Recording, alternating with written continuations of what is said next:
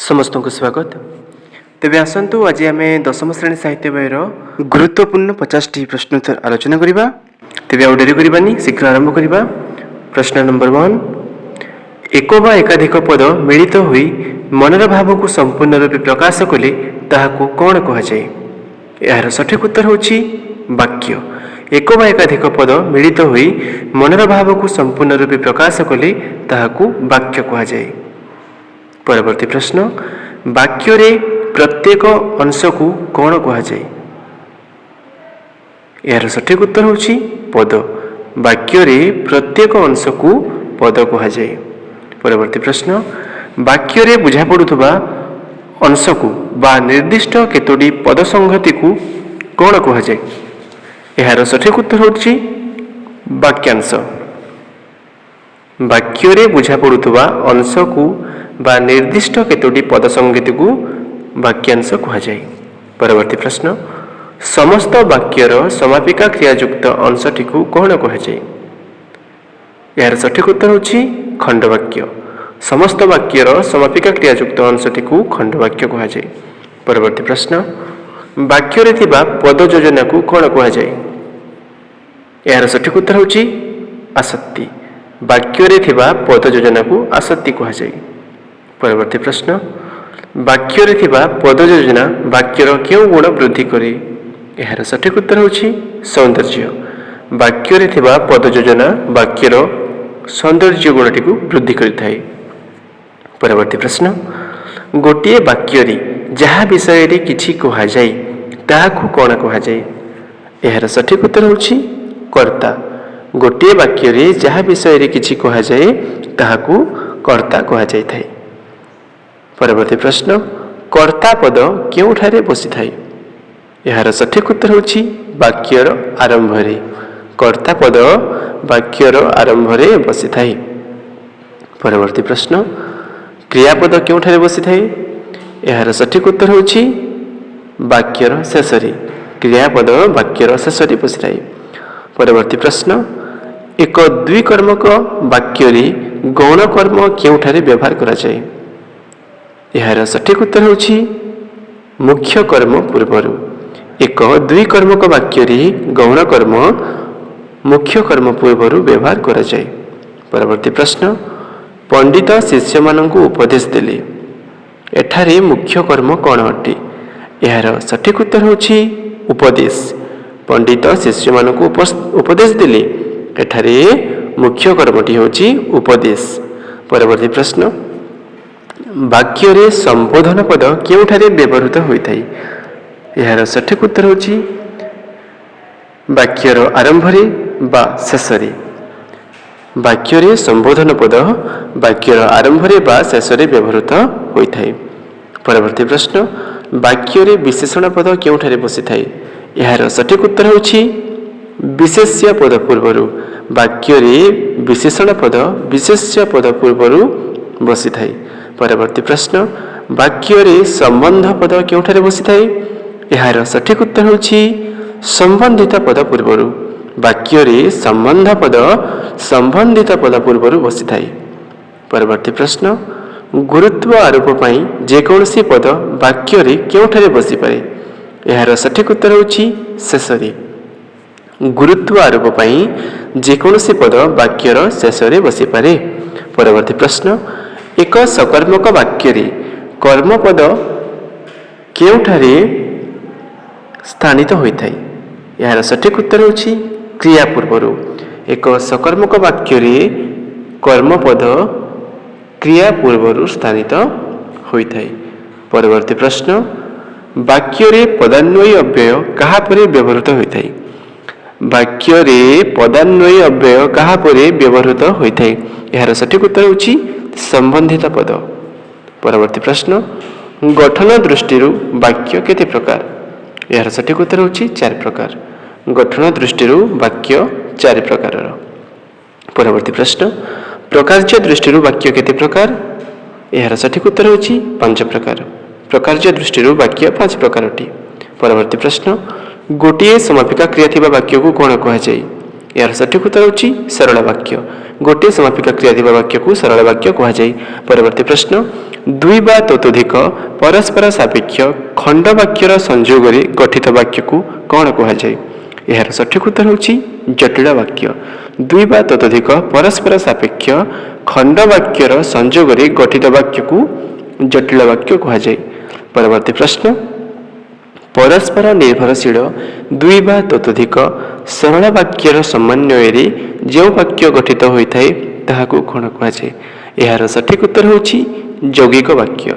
परस्पर निर्भरशील दुई बा ततोधिक सरल वाक्यर समन्वय रे जो वाक्य गठित होइथाय ताहाकू यौगिक वाक्य कहा जाय। परवर्ती प्रश्न जेकोसी प्रकार वाक्यर समन्वित रूप को क्यों वाक्य कहा जाय? यार सठिक उत्तर होची मिश्र वाक्य। जेकोसी प्रकार वाक्यर समन्वित रूप को मिश्र वाक्य कहा जाय। परवर्ती प्रश्न वाक्य रे न केउठारे बसे? यार सठिक उत्तर होची क्रियापद पूर्वरु। वाक्य रे न क्रियापद पूर्वरु बसी थाए। परवर्ती प्रश्न कौनसी प्रश्नर सूचना प्रदान करुवा वाक्य को कौन कहा जाय? यार सठिक उत्तर होची प्रश्न सूचक वाक्य। कौनसी प्रश्नर सूचना प्रदान करुवा वाक्य को प्रश्न सूचक वाक्य कहा जाय। परवर्ती प्रश्न कर्कट एक मारात्मक व्याधि अटे। यह कि प्रकार वाक्य अटे? कर्कट एक मारात्मक व्याधि अटे। यह कि प्रकार वाक्य अटे? यार सठिक उत्तर होची विवृत्ति सूचक वाक्य। यह विवृत्ति सूचक वाक्य अटे। परवर्ती प्रश्न विस्मय भाव प्रकाश करुवा वाक्य को क्यों वाक्य कहा जाय? यार सठिक उत्तर होची विस्मय सूचक वाक्य। विस्मय भाव प्रकाश करुवा वाक्य को विस्मय सूचक वाक्य बोली कहा जाय थाई। परवर्ती प्रश्न परिवेश को सफा रख। यह कि प्रकार वाक्य? यार सठिक उत्तर होची आदेश सूचक वाक्य। परिवेश को सफा रख यह आदेश सूचक वाक्य अटे।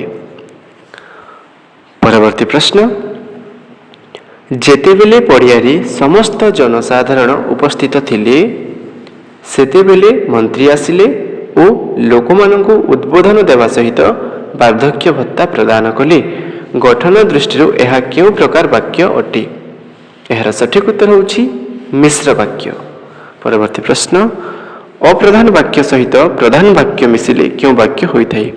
यार सठिक उत्तर होची जटिल वाक्य। परवर्ती प्रश्न कवि अनंत पट्टनायक ओडिया साहित्यर क्यों जुगर कवि अटंती? यार सठिक उत्तर होची प्रगतिवादी। कवि अनंत पट्टनायक ओडिया साहित्यर प्रगतिवादी जुगर कवि अटंती।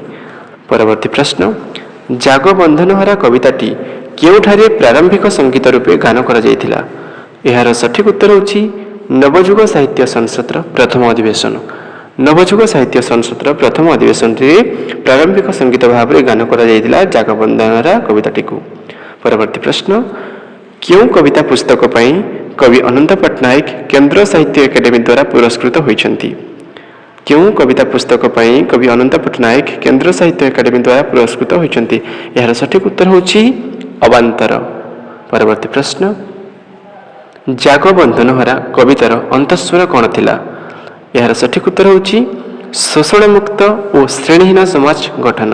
परवर्ती प्रश्न नवजुग साहित्य संसद किए प्रतिष्ठा करथिले? यार सठिक उत्तर होची भगवती चरण पाणिग्राही। नवजुग साहित्य संसद भगवती चरण पाणिग्राही प्रतिष्ठा करथिले। परवर्ती प्रश्न नवजुग साहित्य संसद केबे प्रतिष्ठा होइथिला? यार सठिक उत्तर होची 1935 मसीहा। परवर्ती प्रश्न जागबंधनहरा कवितारे कहार जयगान करा जायछि? यार सठिक उत्तर होछि मानववाद। जागबंधनहरा कवितारे मानववादर जयगान करा जायछि। परवर्ती प्रश्न तरुण माननकु कोन छिन्न करिबा पई कवि कहिसंती? यार सठिक उत्तर होछि बंधन राजी। तरुण माननकु बंधन राजी छिन्न करिबा पई कवि कहिसंती। परवर्ती प्रश्न महामानवर शंख शब्द रे कौन प्रशमित हवा कथा कवितारे कहा जायछि? यार सठिक उत्तर होछि दुखर ज्वाला। महामानवर शंख शब्द रे दुखर ज्वाला प्रशमित हवा कथा कवितारे कहा जायछि। परवर्ती प्रश्न ମାନବର ଶିରରୁ କ'ଣ ପୋଛି ଦେବାକୁ କବି କହିଛନ୍ତି? ଏହାର ସଠିକ୍ ଉତ୍ତର ହେଉଛି ସଞ୍ଚିତ ଅପମାନ। ମାନବର ଶିରରୁ ସଞ୍ଚିତ ଅପମାନକୁ ପୋଛି ଦେବା ପାଇଁ କବି କହିଛନ୍ତି। ପରବର୍ତ୍ତୀ ପ୍ରଶ୍ନ, ଅର୍ଗଳର ଅର୍ଥ କ'ଣ? ଏହାର ସଠିକ୍ ଉତ୍ତର ହେଉଛି ବନ୍ଧନ। ଅର୍ଗଳର ଅର୍ଥ ହେଉଛି ବନ୍ଧନ। ପରବର୍ତ୍ତୀ ପ୍ରଶ୍ନ, ତନ୍ଦ୍ରାପରଶର ଅର୍ଥ କ'ଣ? ତନ୍ଦ୍ରାପରଶର ଅର୍ଥ କ'ଣ? ଏହାର ସଠିକ୍ ଉତ୍ତର ହେଉଛି ଆଳସ୍ୟ। ପରବର୍ତ୍ତୀ ପ୍ରଶ୍ନ, କାହାର ଶଙ୍ଖଧ୍ୱନିରେ ଦୁଃଖର ଜ୍ୱାଳା ପ୍ରଶମିତ ହେବ?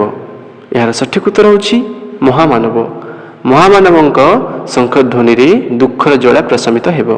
ପରବର୍ତ୍ତୀ ପ୍ରଶ୍ନ, କବି ଅନନ୍ତ ପଟ୍ଟନାୟକ କେଉଁ ଚିନ୍ତାଧାରାର କବିତା ରଚନା କରି ପ୍ରସିଦ୍ଧି ଅର୍ଜନ କରିଥିଲେ? ଏହାର ସଠିକ୍ ଉତ୍ତର ହେଉଛି ସାମ୍ୟବାଦୀ। କବି ଅନନ୍ତ ପଟ୍ଟନାୟକ ସାମ୍ୟବାଦୀ ଚିନ୍ତାଧାରାର କବିତା ରଚନା କରି ପ୍ରସିଦ୍ଧି ଅର୍ଜନ କରିଥିଲେ। ପରବର୍ତ୍ତୀ ପ୍ରଶ୍ନ, ସଞ୍ଚିତ।